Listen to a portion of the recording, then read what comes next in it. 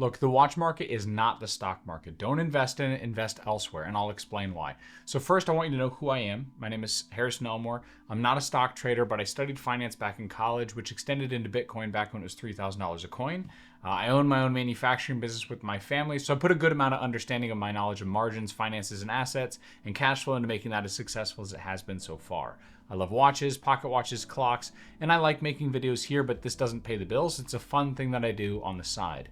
I'm not a financial advisor. Don't do everything I say because I'm not a guru, but I do have some thoughts related to finance and watches specifically. So the watch market isn't the stock market. Why do I say that? And I'll break it down over three main characteristics, and then I'll explain what I would do as it relates to watches and them as investments. You know, I've seen this topic over the last several years, and I was reluctant to make a video on it, but I think my background can help. So there's a crucial first step that's often overlooked. When we look at the watch market, we pay attention to the leaders, the Rolex Submariner, the Daytona, and if you love large jumps in value, the Patek Philippe Nautilus.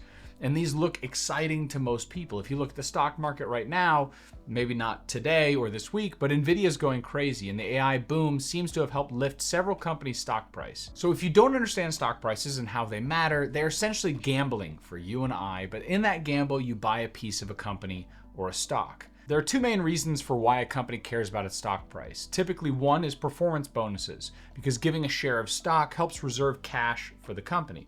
Cash is king as a business, and cash flow is arguably one of the most important aspects to any normal business. I say normal because you can always find a company out there these days where 1,000 investors are willing to keep throwing money at a negative profit company, hoping that eventually it generates cash flow. The second reason is debt covenants. Debt covenants are basically rules for most loans that public companies have, which state that if a share price gets below a certain point, the bank can recall the loan, meaning they ask for the entire loan amount that's outstanding, the entire amount or principal in full right now. Now that results typically in bankruptcy, which is why you have restructuring firms. But bankruptcy is essentially just owing more money than you can pay right now. You may have a great business, you may make $100 million a year, but if you owe more cash than you have right now on hand, or you can source through other banks or investors, then you're bankrupt. So why does this matter? In watches, you're buying an asset, not a piece of a company. But that makes sense, you're still buying something, right? That might be growing in value. Yes and no. See, watches are like cars for the most part. For the entirety of their history, they depreciate as soon as you leave the store. And even these days, most brands, as soon as you buy it and you walk out of the store, it's immediately depreciated as it's become pre-owned. We're starting to see a return to normalcy right now of that. Same thing is obviously true for cars in most countries, especially here in the United States, that when you buy it brand new, as soon as you drive it off the lot, it's gonna be less value. Now, there are some exceptions to this based around scarcity. In the car world, you would find a Porsche 911 typically is gonna be more expensive or can be more expensive bought on the secondary market. All that has to do with scarcity and demand. Supply and demand. It's very simple. The same exists in watches. The only difference is that because watches are less complicated than a car, they can last a lot longer with less frequent and less costly services. They typically have an asset floor value as a result, meaning they won't get typically less valuable than X% of the original value. Granted, that's a short-term number. Okay, so step one's understanding that you're not buying a share or a piece of company that's generating positive cash flow and therefore worth money, as it can generate more money. You're buying an asset, and that asset doesn't generate you any extra capital or cash. So what about comparing it to gold or silver or oil? These are all assets that are traded like a stock. And that's true, these are commodities.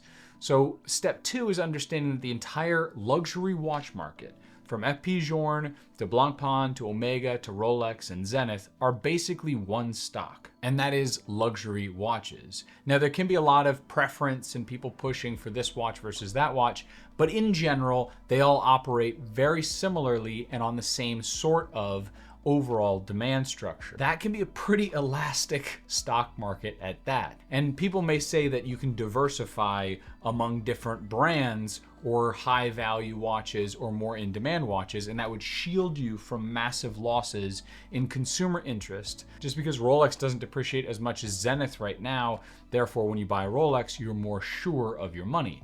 And a lot of that is structured around the demand for Rolex. And as long as they continue to market the way they do, you might have a relatively reliable decision there in knowing the difference between those two. But preference matters. Right now we like sports watches. If we move to dress watches, there may be a price disparity between the premium you find and the resale price from a Rolex to something like a dress watch, like a JLC. So the entire market is like one big stock then. At least that's what I would say. And diversification among multiple brands doesn't shield you from massive losses of consumer interest in overall luxury watches because you simply switched from one brand to another. Overall, if the demand of luxury watches drops, or if there's a disruptor like the quartz watch and the quartz crisis that can come in and destroy the entire market, you can't say that the portfolio is diversified.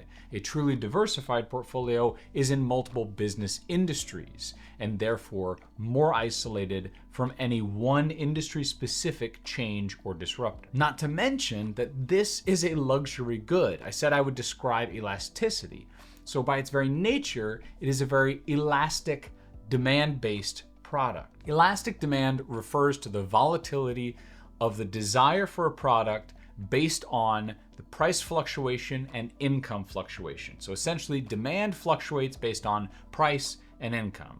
The example for an inelastic product would be gas for your car. If gas goes up by $1 a gallon, well, you're mad, but you're still driving to work tomorrow. So you're still gonna have to pay for the gas. If watch prices go up 33% in a week like it does with gas, you're probably not gonna buy the watch that you've been eyeballing on eBay or from an AD. Luxury goods are the exact example used by economists when they're showing both price elasticity and income elasticity. For example, with income elasticity during COVID, we couldn't travel. People had an increase in discretionary income, which felt like an increase in overall income, especially when it comes to buying goods like assets, houses, or watches. Similarly, in this case, the increase in income or perceived discretionary income or perceived income drove up the demand for luxury goods, particularly in our case, in watches. Now people can travel and inflation has caught up, discretionary income has lowered, and demand for watches has lowered as well. So to recap, luxury goods are an asset and you're not buying the share of a company. You're buying essentially an asset within an entire market that operates like an existing individual stock rather than a diversified market. And on top of that, that stock or that good, that product is very elastic. So step 3 is discussing the long-term viability of a product or asset class. Goods, like gold, are an asset which always has value, simply because it's shiny, but it also has value on top of that when it comes to computing. Very simply, gold can be melted down and is simply a price per ounce. Very simple math for everyone out there. And that ounce price is a certain amount of money. Watches can't be melted down. They're the sum of their parts, so they have to be judged as the assembled package, similarly to cars. They can also break down, and they're subject to preference.